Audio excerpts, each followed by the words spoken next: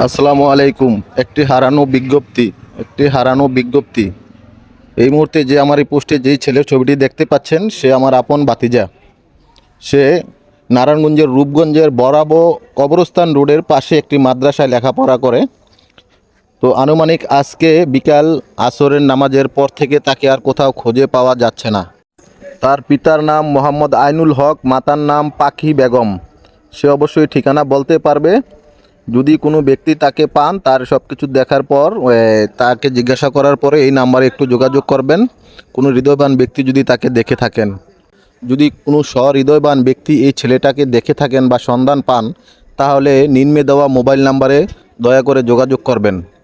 যদি দেখেও না থাকেন, দয়া করে এই পোস্টটি একটু শেয়ার করে দিবেন। হয়তো আপনার একটি শেয়ারে আমার ভাতিজাকে আমি পেতে পারি ইনশাল্লাহ। একটু শেয়ার করে দিবেন, সবার কাছে অনুরোধ থাকবে এই ভিডিওটা দেখার সাথে সাথে একটু শেয়ার করে দেওয়ার জন্য, যেহেতু নারায়ণগঞ্জের আশেপাশে সকল মানুষের কাছে আমার এই ভিডিওটা পৌঁছে যায় ইনশাল্লাহ। একটু শেয়ার করে দিবেন, আপনাদের কাছে বিশেষভাবে অনুরোধ রইল।